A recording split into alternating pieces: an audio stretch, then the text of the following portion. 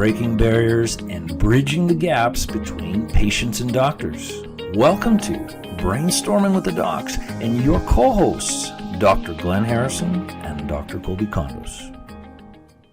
All right, everyone, welcome back to this week's episode of Brainstorming with the Docs. I'm Dr. Kolby Condos, my co-host, Dr. Glenn Harrison. What's up, bud?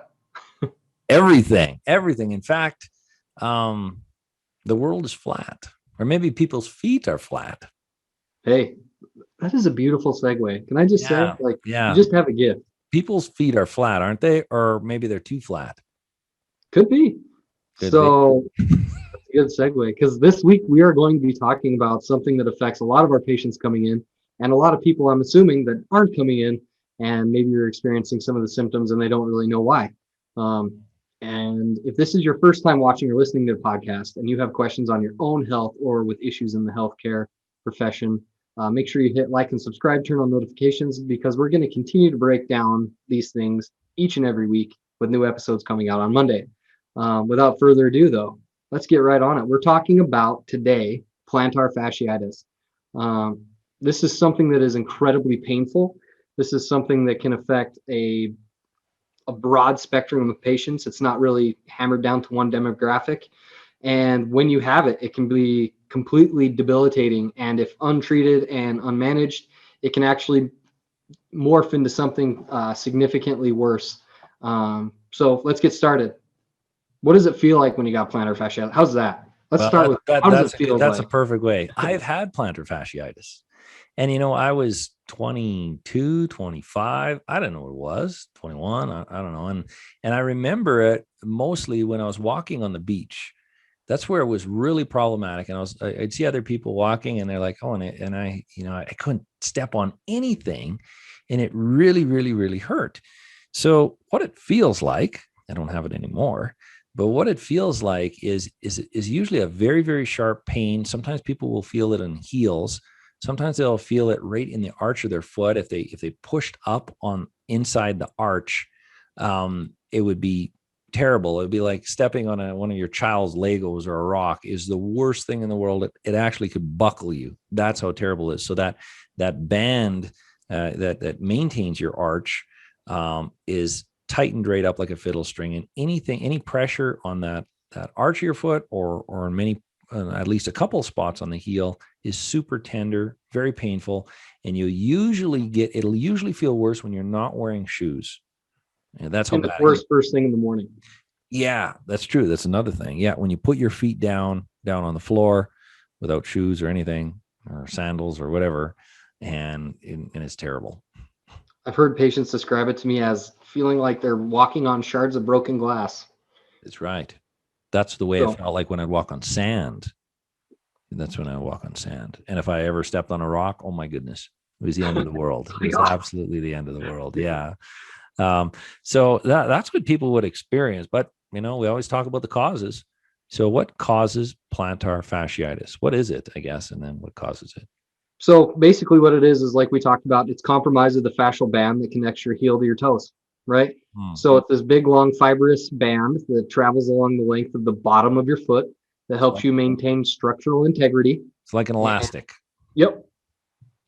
And when it becomes irritated or torn, or the insertions start pulling off or whatever, when it becomes compromised, you develop the significant sharp pain. What are some of the causes of it? Well, if you look at environmental causes, a lot of us are now standing on really, really, really hard surfaces like concrete or tile. When you think of 80 years ago, we were standing on dirt. Mm-hmm. Now we're standing on things that are significantly harder. We're standing for prolonged periods of time. Even people who are working in offices, they usually have that carpet over concrete. Mm-hmm. So there's not a whole lot of padding there or give to it. And that can cause. And then what makes matters worse is we have a concrete world. So now we're using shoes. Mm-hmm. And that goes right into the next thing you're probably going to talk about. Yeah. So that's when we become overly reliant on things like shoes or orthotics and stuff like that, where your foot basically fatigues, right? And it atrophies so that you're no longer able to maintain that nice arch by itself without any form of support. Then all of a sudden it just kind of flattens out. When you take it, if it's like this and you flatten it out, our podcast listeners, since they aren't watching this, it would be like if you have if you always rest your back on a chair, you always have back support on your chair. And the moment you have to sit on a bench, you start slouching. But if you always have to sit on a bench, chances are your posture would be more erect, more structurally aligned. The arch support creates lazy foot muscles, and then you'll naturally become dependent on that, and your foot will flatten out without the support. Yep. So yeah, that's one of the big things with that. Another thing that can cause, plantar fasciitis is if someone has heel spurs, which can be caused by, over tightness of the calf muscle or whatever, where you actually start to basically cause a slight avulsion fracture, which is where the bone kind of peels back a little bit. And over time, it actually just becomes like a spur where it sharpens. And yeah, that can cause it because that can irritate the plantar fascia as it's going over the heel as well. Sure. So quick question. I know you're working with musculoskeletal stuff. Is there a correlation between, this is a tangent here. Is there a correlation with people and wearing high heels and spurs due to the? That is interesting. I didn't ever really think of that, but yeah, it would make sense because when you're wearing heels, that's a tightened, shortened calf. Yeah. So I would stand to reason that there would be a correlation there. In fact, my last patient that I saw for plantar fasciitis is a professional that wears heels every day. So maybe that was one of our strategies, was to stretch her calves every day. And we applied some therapy to the bottom of her foot, and she got really, really great results, but she's also very, very proactive about it. So she took it very seriously and got it whipped pretty quickly. So here's a question for you.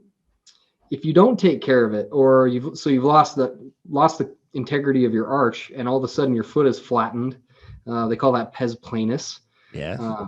You have pes planus or a flattened arch. What are some secondary issues that can arise if you have really, really flat feet? Yes. Well, you have flat feet. No. Secondary. Your feet grow.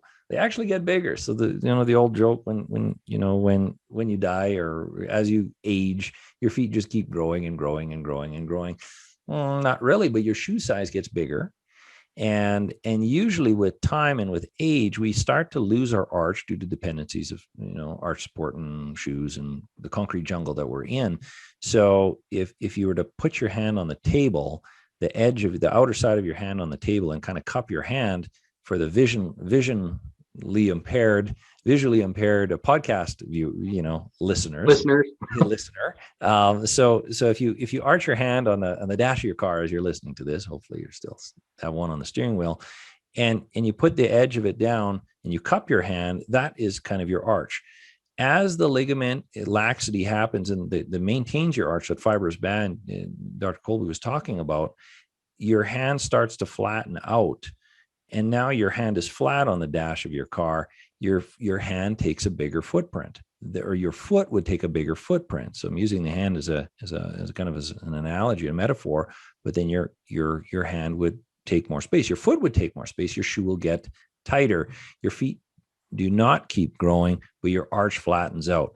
When you do that, when your arch flattens out, your ankle actually twists, because the position of your foot on the floor, it changes.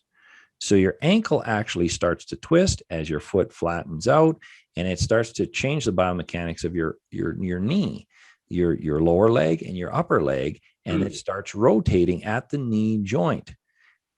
Go farther up the leg, it actually starts more rotation at the hip joint.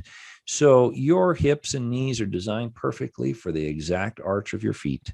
And as your foot flattens out, your ankle starts rotating, your knee starts rotating, and your hip starts rotating. So flat feet long enough it's not might, it will create knee problems and arthritic disorders due to premature degeneration or damage or stress.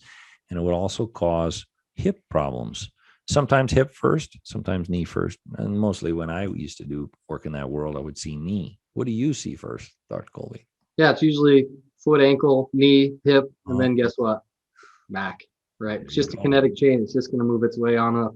Yeah. So, and heel spurs is another one. I actually have a friend that's got a heel spur that's so significant they're going to go in and shave it off because they're actually worried that it's going to go through his skin. So Oh my goodness. yeah, Yeah. pretty significant. Yeah. So what are some strategies for rehabbing And well, plantar fasciitis? yeah, well, the medical world, they have lots of tools for it. They like to refer to PT. PT is going to, do all the stretching and hopefully some strengthening exercises to try to restore that arch. There's injections, naturally, pain injections. Those are temporary. It gets rid of some pain, providing hopefully there's going to be another strategy, not just an injection. Orthotics. I love orthotics and I hate them at the same time. I love them because they're a crutch to get people out of pain and hopefully start to, get the bones moving to create the arch again. But that is just a crutch. You gotta have activation. You got to start activating those arch muscles, because those arch muscles support that famous fibrous band or elastic from the front of your foot to the back of your foot to your heel. And then there's anti-inflammatories. Of course, those have their place to try to calm things down. But plantar fasciitis is well, I had it a little bit, and I only really noticed it on the beach or if I was barefoot, walking around the house. And it is horrific. It is a game changer. You'll see people that can't walk because of it. So bad. So those are some medical strategies. What are some of the, maybe the natural or non-conventional strategies? Sure. I mean, you can look at getting your foot adjusted, like a chiropractor can look at, the tarsal bones in your foot, make sure all those are aligned good. You can utilize things like acupuncture, where they can go in and do some dry needling and stuff like that. Massage or like myofascial release techniques, where they go through and strip all that fascia out to kind of loosen it up. And honestly, big time, in order for you to, you want to get out of that acute condition, but for you to keep it gone, you're going to have to strengthen the muscles of your foot. You really are going to have to re-educate your muscles to work and to not be lazy, so that you can maintain it even when you don't have that support, like the orthotic or the arch support in your shoe. So making sure that that you're doing some active rehab as far as doing that. That could be even stuff like being on a foam, a foam piece barefoot, to strengthen those intrinsic muscles of your foot. Yeah, I mean, there's a lot of different strategies. So yeah, I've seen and I've used myself rolling with a tennis ball, something firm, trying to help restore that arch. But then the strength is the kicker. So, little exercises of trying to pick up things with your toes, whether that's tissue or pieces of paper or pens or something. You have to force your foot down. And it does take some practice and some strength training. You can't do it. Now, I don't have it anymore. But if I'm not doing my exercises for, 6 months, 8 months, depending on what I'm doing, especially if I'm running, I'll start to notice it again. So I got to go back to my routine. But they're very powerful. And an interesting thing, and women really like this, is if they get their arch back, their shoe size goes down.